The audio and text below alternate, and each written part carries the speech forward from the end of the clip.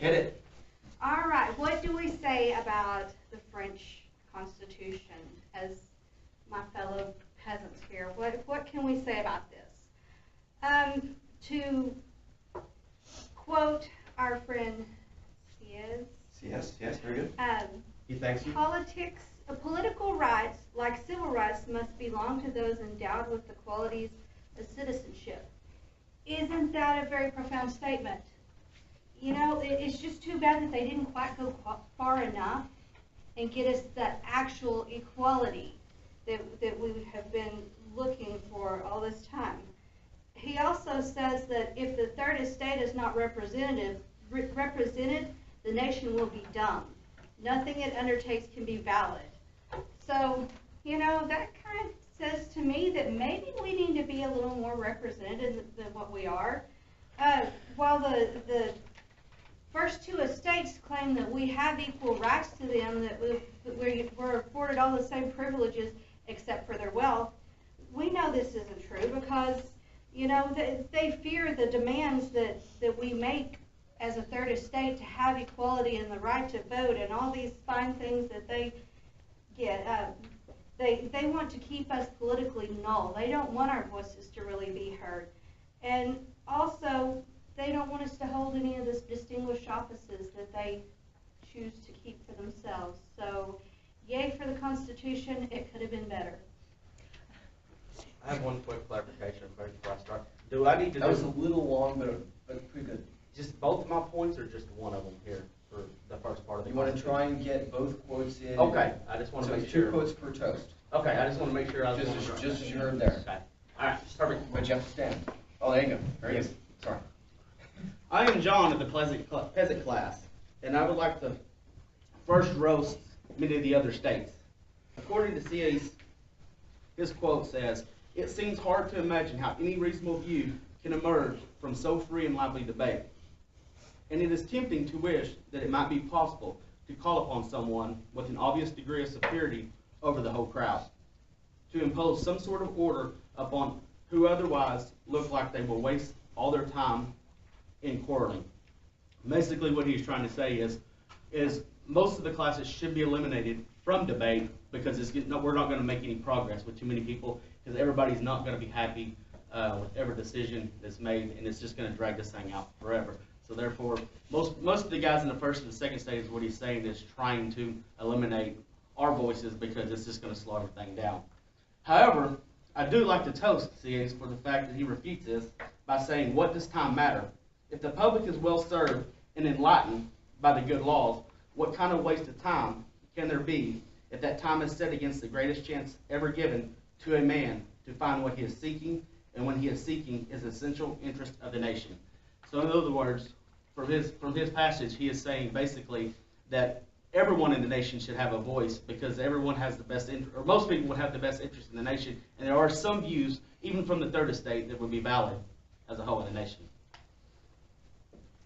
All right, that was about a minute, so well done. Here goes nothing. All right. Neither privilege nor exception to the law common of all French any longer exists for any part of the nation or any individual. This is from the preamble of the French Constitution of 1791, which absolves all right and privileges bestowed upon me and my class to have the right to be not conducted or as seen as someone as a lower class, of the lower estate, being of the first estate. Being an elite member of the first estate and part of the clergy is an honor and privilege that's not taken lightly or considered to be a frivolous opportunity. This is bestowed upon me as a life privilege. It is worth fighting for, and it comes with a high standard of respect and enduring to the people of the state. And there's no need for me to be lower myself from the high estate of the first class to lower me down to the third estate as a clergy. And your famous declaration, this is from Moreau.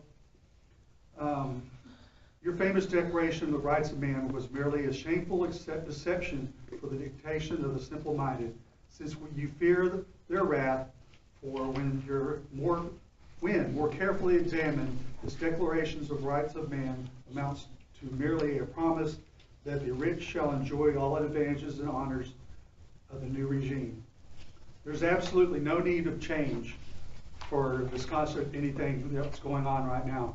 What we have and established in effect right now is totally worthwhile, because there's the third estate, if you're given something, you would not know what to do with it if you had it anyways. You don't have the education or the level or the background to take advantage of the situation that was thrown upon you by this new Constitution. That was a little on the long side, but very well done. Good. Excellent.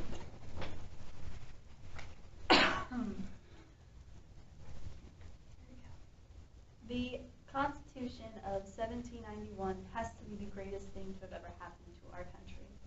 Finally, our voices will no longer be silenced by those of the privileged order, for we are now equally represented in the Estates General.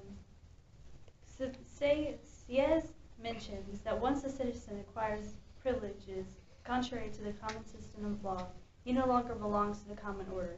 His new interest is opposed to the general interest. He is therefore unfit to vote in the name of the people, which is something I have to agree with, because those of the nobility of the row seem to decide that they are now privileged and they do not have to speak for us, because whatever we want, they don't want, because it will take away the privilege that they somewhat earned.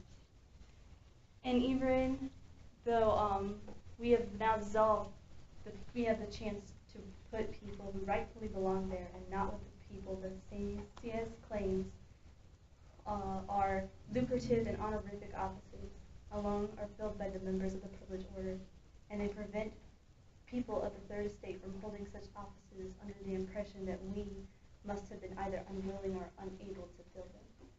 They created such lies in order to keep us down. However, we can no longer be kept back, because now we are now fully functioning citizens of this great nation of France. Okay. Good.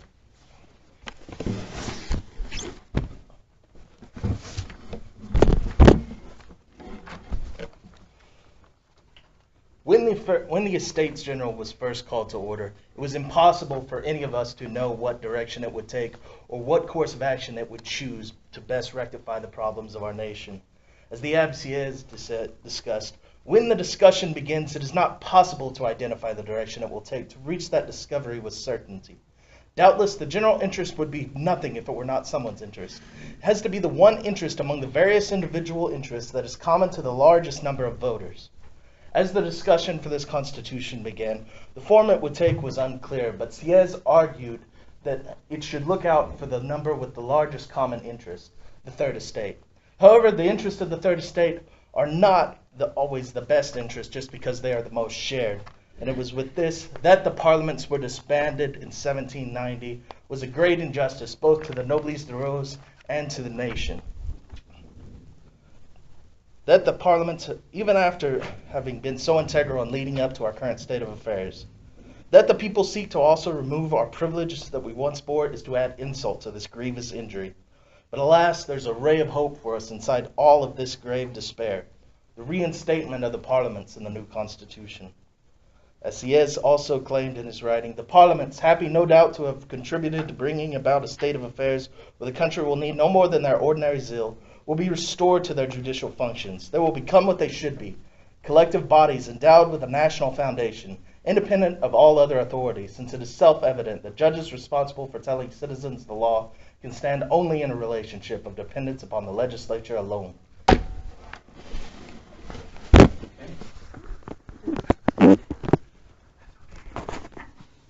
now we're going to be very quiet.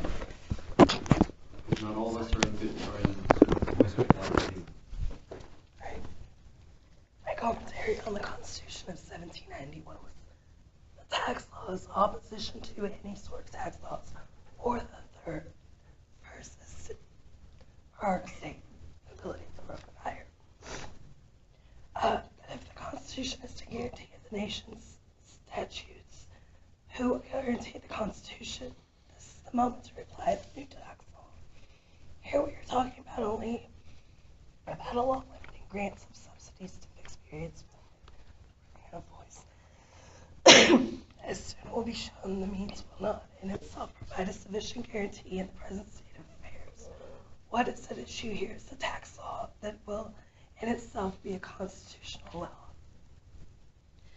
A vote of subsidy can be no more than its very final act. The scale of the preliminary work of gathering information unavoidable for the Estates General to start to deal with the subject in its very early days. It's particularly important how the work will be conceived and arranged, provided that from the onset, everyone is well aware of the double necessity to manage expenditure and take hold of income. To give these ideas some fixed form, it has to be supposed that the Estates General will nominate 3 distinct and separate committees. I think that all committees should come from each state. Sorry. Each committee should come from each state. Each person or group of people should have a say-so in how the taxes will be distributed. All right. Rock on. Thank you very much. Fellow countrymen, we should applaud Saez and this new constitution. As a clergyman, I welcome this change that renders my institution worthless. And that destroys all the good works that we have been doing for people for so long. Our ability to do that is taken away from us. Let us quote some of these wonderful words by Saez that has done this to us. First, he said, all privileges, then, are from the very nature of things unjust, odious, and contrary to the supreme end of every political society. Ouch. He also says, from the moment that ministers imprint the character of privilege on a citizen, they open his mind to a particular interest and close it more or less against the common good. The idea of country shrinks in the heart of the privilege and becomes limited to the class into which he is adopted. The professed intention of the privilege was incited in him to incite him to better actions, but it has succeeded only in depraving him. I take exception to that. We did good works. We weren't just running up the rent and not paying taxes and collecting tithes simply for ourselves. We were giving back. This Constitution is a disastrous, disastrous thing.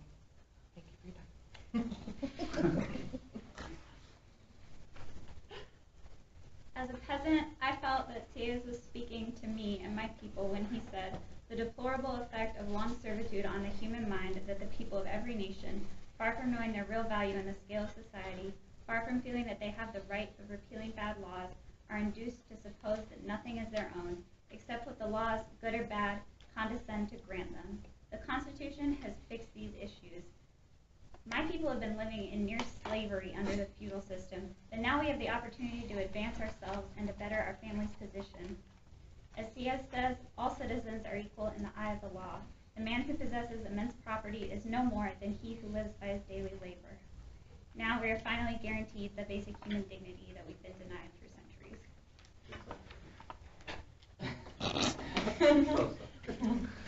You're allowed to do that. You're allowed to do that. I'm sorry, that one was good. Amen. I'm basically mobility, and I actually agree with the Constitution. I believe, because I saying to the people demand the Constitution, it provided a sense of stability, and also the fact that it basically divided citizens into orders.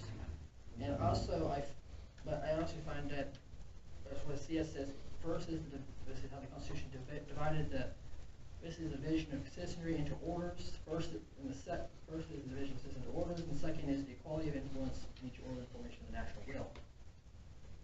found it interesting that Sieyès made the distinction that France's best and brightest forced a constitution. As he puts it, I actually agree with him when it comes to him being skeptical of representatives overreaching the grounds of the Constitution, where he says, I will not have wanted these representatives to have been given any power under quality or order assembly in keeping with the Constitution that they themselves had established. I would have been fearful that instead of working solely for the national interest of the body that they were formed. And that's kind of what I have on the issue of ability. Okay. The Abbé Joseph Emmanuel Sieyès once wrote that, quote, this constituent representation should be that only an extraordinary representation can alter or give as a constitution, and that this constituent representation should be formed without paying any attention to the distinction of orders. And he also wrote, if we lack a constitution, then a constitution must be made, and the nation alone has the right to do so. And in his claim for him to claim that constitutional representation should be impartial is akin to arguing that a shark should be impartial when choosing its victims in the ocean. And for him to claim that everybody should be involved in making the Constitution is the same thing as arguing that everybody should take the responsibility for the storming of the Bastille. and also for him to challenge the titles that we the nobility have is to challenge our legitimacy, and so I would argue that he is the illegitimate one. Okay. Very good. Marat is a paranoid fool. He continues to scream that the changes are not apparent, saying, let us not be victims of our Constitution. It conceals a number of treacherous machinations. I don't know that word, so I don't know how to pronounce it. But he fails to see the differences that have been made. Devious plans, basically. Yeah. Oh, yeah. Is he to declare that I am stealing your food? How am I to profit if you don't buy my wares? He claims that my rates are too high, but yet I have to buy my materials from others. I have to pay their price. I have to charge a fair price for myself. What, am I supposed to give it away for free? Sorry, I lost my place. I have the mental clarity that he speaks of. No one's deceiving me. He says to attach yourselves closely to comrades in the arms of your troops. He's calling for us to take up arms, to invade, to break away from oppression and misery. Where is he? Up in his bath, do you not see? He's not taking up arms. He's not risking his life. We are. Who is he wanting for representation?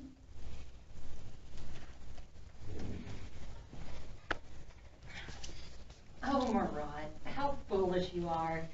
We stand in this room to toast a new constitution, one that promises liberty and equality. You've boasted that in order to establish a truly free constitution, one that will be truly just and wise, the foremost requirement is to have all laws approved by the people and to install preliminary searching examinations, particularly to give the people enough time to watch the various machinations, which presupposes a maturity of the national spirit and the formation of a public opinion concerning all fundamental points. Do you not realize the harm that comes from giving people the right to vote? Does not a public voice drown out the subtle intelligence of those that have proven themselves worthy of speech? Do you really believe in your heart of hearts that we are petty intriguers? We who owe our seats in the Senate only to intrigues, to petty devices, to corruption, or to election by a few privileged castes that have now disappeared? I spit at your feet as you cannot recognize the merit of the people who are fit to serve. I pray that you may find your peace and come to realize that the few do deserve to rule the many, and that you renounce your support of this Constitution. When I think about what it means to be a citizen in this new French country, I look to the writings of Marat. He said, the people will suddenly awake from their lethargy, will again ask the return of everything that has been taken by their plunderers. They will drive forth these dangerous characters in disgrace from their cities and outlaw forever the corrupt intriguers, who some propose even today to recall the ministry. I think that a lot of what he's saying is that we can never lose sight of the principles that we fought so hard to gain during the Revolution. Being a French citizen means we can't become complacent in our victory, and we have to safeguard our rights to liberty and equality. I do think that he is entirely too pessimistic. He said, "But will the people's friend preach to you forever in vain? Draw the moral from your misfortune, O powerless and blinded nation." There is still work to be done in reaching true equality, but I'm not powerless and blinded. I'm no longer a slave.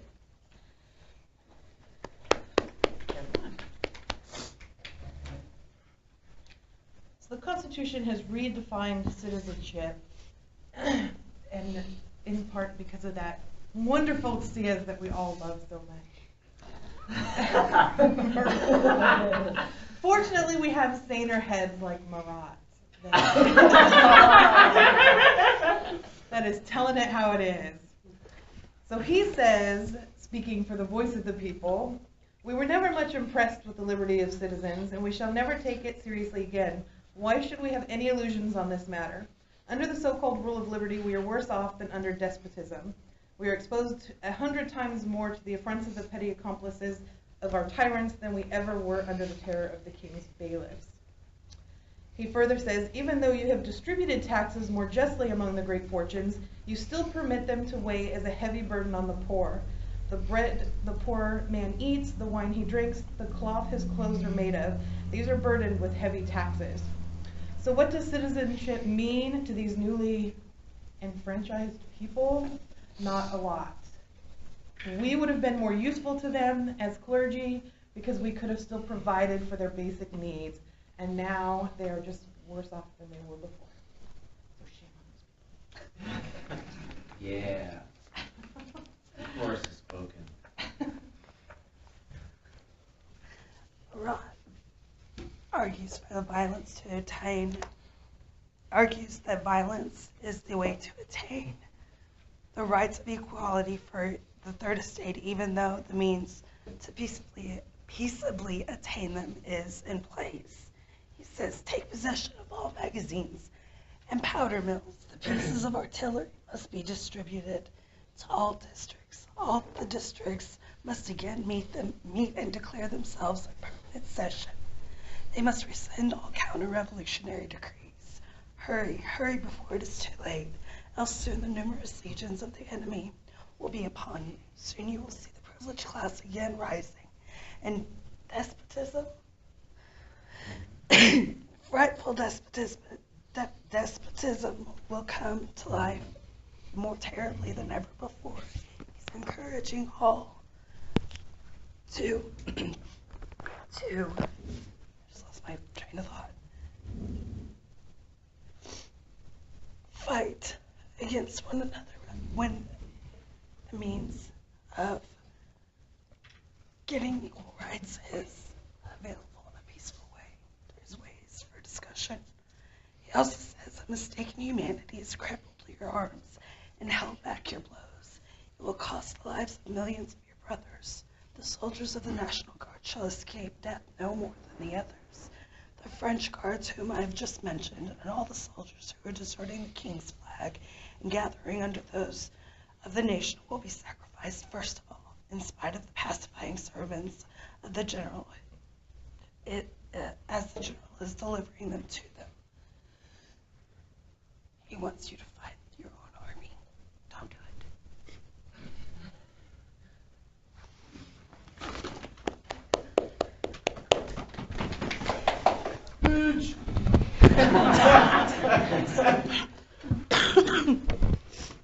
Attach yourself closely to your brothers in arms. Let them swear by their honor that they will not march against the enemy, but will establish liberty within our own walls. Draw the moral from your misfortune, O powerless and blinded nation. And if there is nothing that will remind you of your sense of duty, then continue to spend your days in oppression and misery, and end them in shame and slavery. How could the Third Estate not be roused to action by such strongly worded words? How could the sans-culottes and the peasants resist the temptation of such a command? Even I myself, a robe of the nobility, a noble of the robe, Good fix there. felt a certain stirring inside as I read such words. Despite the absurdism of the propaganda that spews from Marat's pen, Marat has linked inexplicably citizenship with the nation of France with bloodshed. Despite the presence of peaceful means to acquire such things, Marat spits on them. Even when such means are successful, such as the new Constitution of 1791, Marat mocks them and makes fun of the liberties they acquire. He goes so far as to say, under the so-called rule of liberty, we are worse off than under despotism. We are exposed 100 times more to the affronts of the petty accomplices of our tyrants than we were ever under the terror of the king's bailiffs. We have no one to whom to present our complaints, no one from whom we may demand justice. Of course you don't. You spend all your energy trying to dismantle the institutions that could save you. Total flip there. Huzzah! One-two punch from the parlementaire.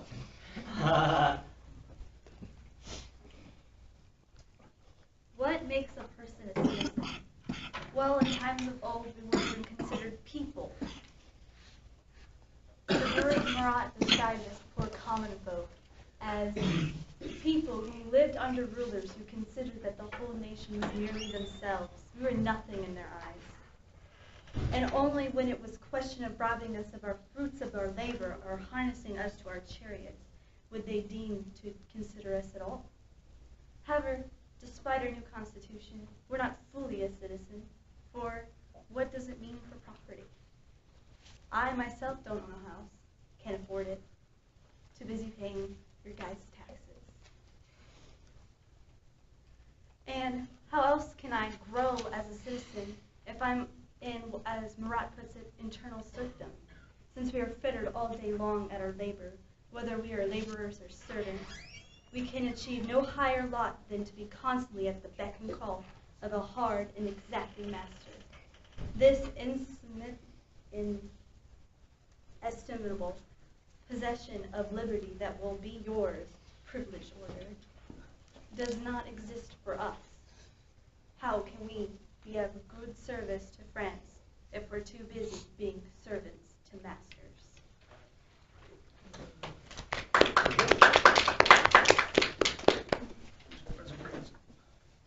The civil constitution of the clergy took everything from the church to hand it over to a French government in an attempt to obtain money, properties, to settle a debt which was held over France due to financial difficulties and inefficiencies of the crown. The debt has become too burdensome for it to handle, and getting credit or currency was becoming more and more difficult to acquire. By this action, it was hoped to solve the problems facing the country, and in particular those of the crown. As a member of the clergy, you're taking away my way of life, my livelihood, not to mention the great benefit the church provides to the French nation. This benefit, the benefit of having a prominent church, greatly outweighs anything that can be gained without it.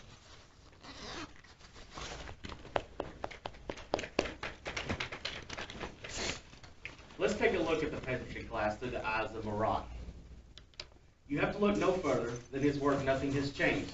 He explains, the revolution has turned against us, the people, and has turned out the people's greatest misfortune. From the beginning, it is nothing but continuous source of bribery and plots.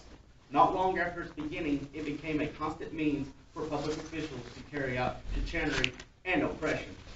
In his words, he's basically saying that our class is still going to be continued to be oppressed in the system, even though there has been changes. To help support this, he also notes that nothing has changed but the decorations on the National Tribunal. But the actors, the mast, the intrigues, and their distribution of parts. These have remained the same. In his words, basically, the peasant class is always going to remain the lowest class, and our status is hardly ever going to change. The only thing that's going to change is a lateral movement between the elite classes in the nation.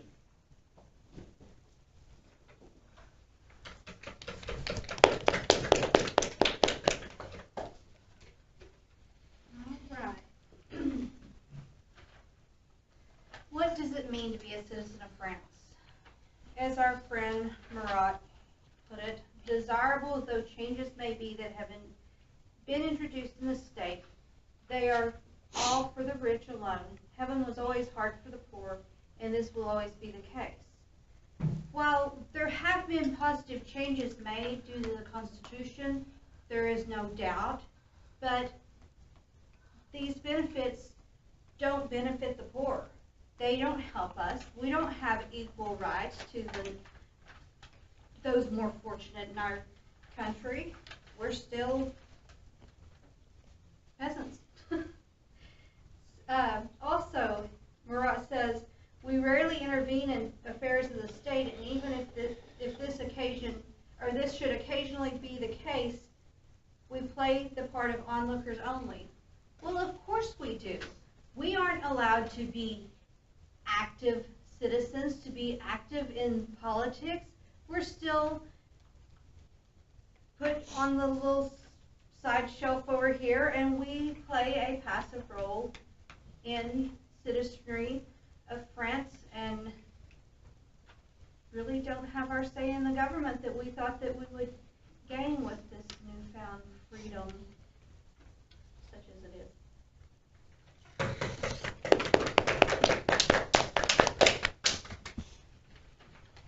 Dearest Abby, oh, how your wisdom shines through the dirge of the ancient regime. You remind us that we are all French, no more the noble than the peasant, and no more so any caste than any other. Yeah, right. I cannot in good conscience agree that the third estate has to be understood as the totality of citizenry, as citizens belonging to the common order. Yes, that is the understanding of the third estate. However, to call just as many citizen is foul.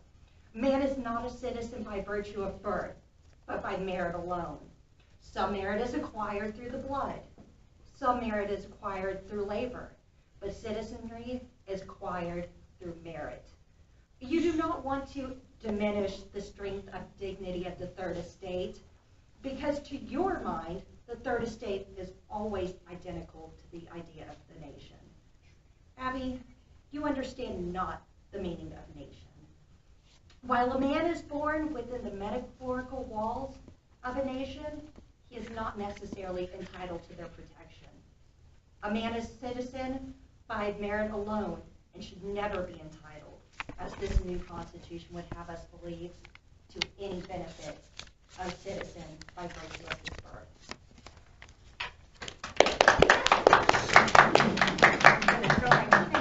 You didn't write the same thing, did you? No, fortunately, Okay. I took Thank totally different. Thank you. You went guillotine, I was clever. Yes. No clever, no clever. CS has agreed that we must nominate someone I to think that's taking represent things us. in a different direction. No.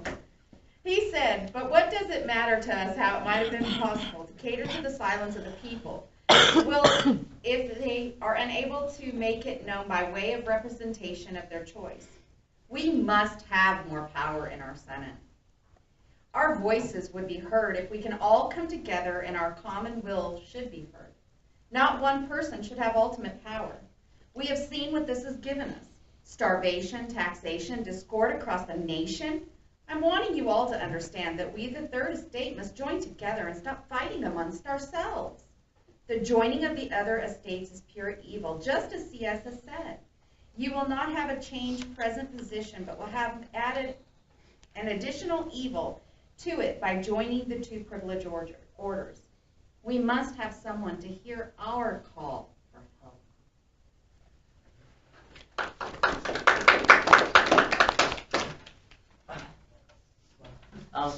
Jean-Paul Marat wrote that, quote, bring the king and the dauphin back within your walls. They shall be your hostages in the events that are yet to come. Shut in the Austrian woman and her brother-in-law so that they may not instigate further intrigues. Seize all the ministers and their agents and put them in irons. And he also wrote, the cutting off of 500 or 600 heads would have guaranteed you peace, liberty, and happiness. So for him to argue that citizenship includes the imperative of imprisoning or killing members of the upper class of society is about as legitimate as arguing that in order to get honey from a beehive, you have to kill a few bees. And for him to, and good citizenship means respecting authority, not doing away with it. And by doing away with it is just like chopping off your own hands. Both cases leave you helpless.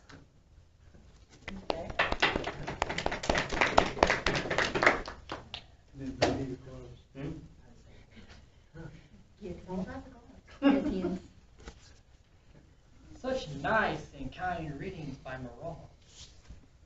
As he said, go to St. Cloud before it's too late, bring kings off back in the walls. Guard them well, they shall be your hostages in the event to come. Shut in the Austrian woman and her brother-in-law so that they instigate further intrigue. Seize the ministers and their agents and put them in irons. Make sure you have the mayor and the city secretaries. What a lunatic thought, and traitorous as well. What a fool! He believes that the cutting off of 500-600 heads would guarantee you peace, liberty, and happiness. He believes the soldiers shall escape death no more than the others. You're in the image not for a moment, or your families will flow in turn. This note will never be satisfied until he himself is dead, possibly in his own bathtub. The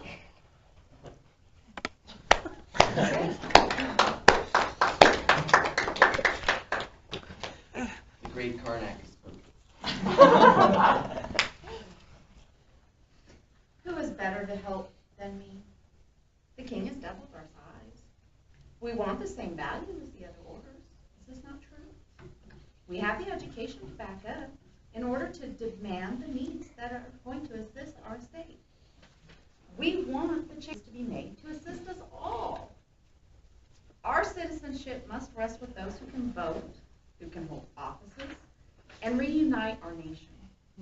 Have we forgotten what Rousseau has said? The public force, then, requires a suitable agent to concentrate it and put it in action according to the directions of the general will, to serve as a means of communications between the state and the sovereign, to effect in some manner the public person that the union of soul and body affects in a man. This is what I declare.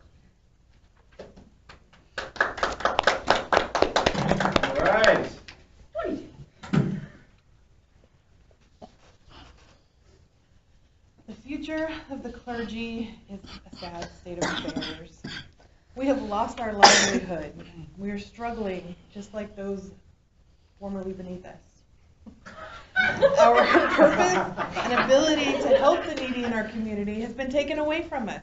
We can no longer do the good works we used to do. We've lost authority. We've lost authority. We've lost the king's ear. We just, I don't know where the church is going now. So what's left? Nothing really. Even our ability to keep the nation from vice and sin has been compromised. We have no authority. People aren't listening to us. A beautiful example of what I'm talking about is those pesky women. That heretic, de Gaulle, she has issued a Declaration of the Rights of Women. Oh my goodness. No, women. Oh. She says, these are just two of the things she asked for.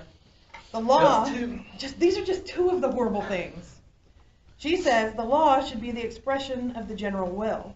All citizenesses and citizens should take part, in person or by their representatives, in its formation. It must be the same for everyone. All citizenesses and citizens, being equal in its eyes, should be equally admissible to all public dignities, offices, and employments, according to their ability, and with no distinction other than that of their virtues and talents. Crazy woman. She also declares that the free communication of thoughts and opinions is one of the most precious of the rights of woman. Since this liberty assures the recognition of children by their fathers, every citizeness may therefore say freely, I am the mother of your child.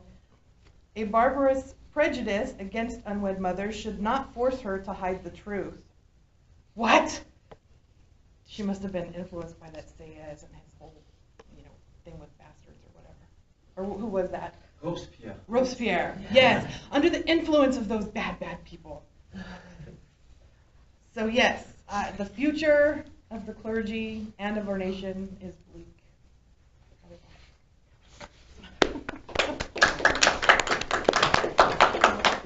Hey, monsieur, le parlementaire. First, we all worry about snacking last night. Oh. And this is how you treat the third estate.